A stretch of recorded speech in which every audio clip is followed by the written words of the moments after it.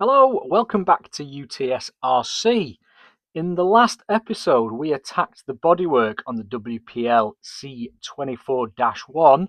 This time, we're going to do the interior.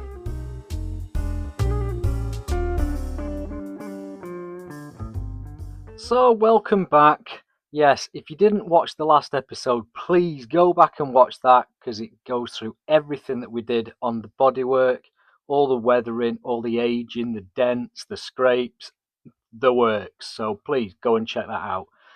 So we need to sort out the interior now.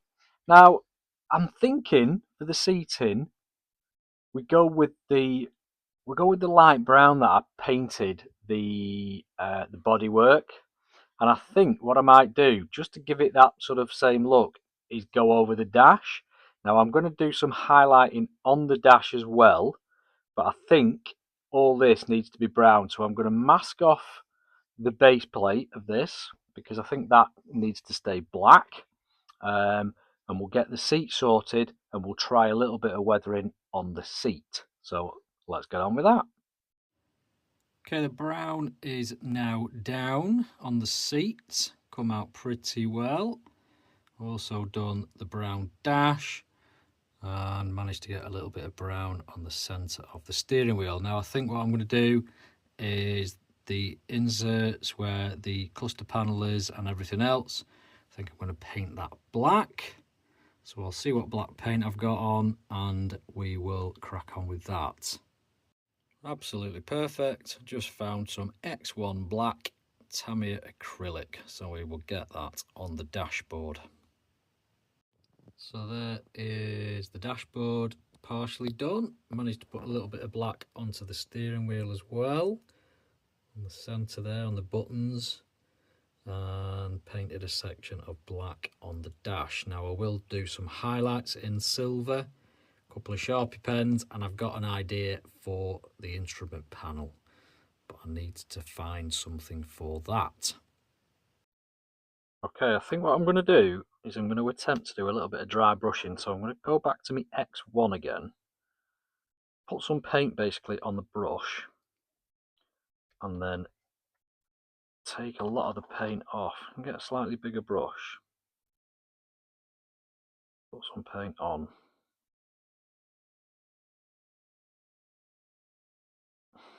and then take a lot of the excess off, so you're left with next to nothing on there. Holds quite a lot of paint, that brush. Okay, and then go here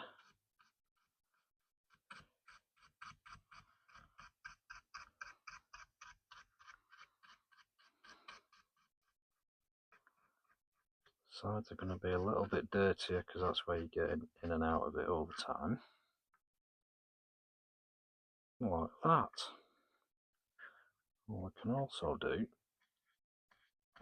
you might not be able to see this yet, is just go up that centre bits, just so it highlights the bolsters on the back of the chair. How does that look? Do you know what? I'm happy with that for what it is. I'm not entirely sure I knew what exactly I was trying to do there. However, it's weathered it slightly. It's made it look slightly aged. Put some little bits of marks across the back there.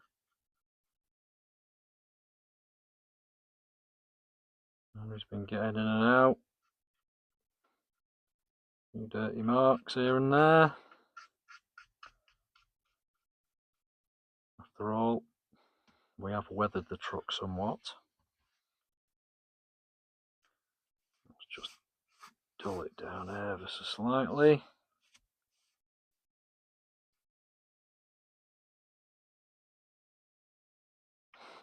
There we go.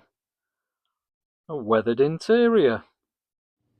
Right, I can't take the credit for this, but the dials are in. It's actually taken from a magazine with very small watches in there. So I've managed to cut down the face and just get some dials in there. Granted, it's still a watch, but I think it looks quite effective and it seems quite fitting. Okay, so I've done the interior now. We've put it together. I think that looks pretty damn good. So what I'm going to start to do now, put the cab back together. I'm going to start adding the indicators. I'm going to start adding a little bit of colour. Need to put the wiper blades on, and then I need to do the trick so it looks like the wiper blades have been moving. So we'll get on with that now.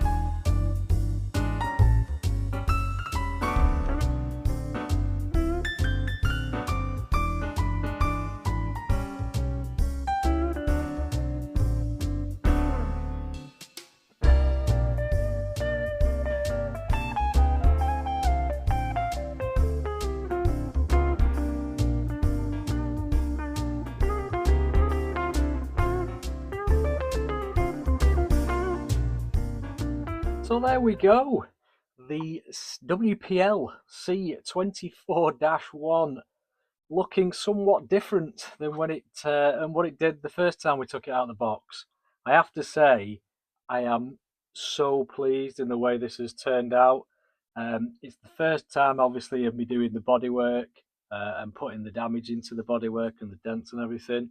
It's not my first time rusting it, but the colours and everything, it fits really well. We've even managed to get ourselves a little scale magazine on the dash. There are a few other little scale bits coming, but that doesn't matter. I can show you them in the future. The only other thing that I did with this was I took the springs off the shocks. Now that does give you an awful lot more flex. And to be honest with you, I've just sort of taken it around the back garden because the weather is shocking, so I can't really get a full running video. It's been raining for about 3 days solid. But yeah, the flex is great. It's still really loud, but I think in time we'll probably go for I think it's the version 3 electronics, where you can put a 2-speed motor in it. I do have some more models in the pipeline, and we will be putting a brushless system in one of them.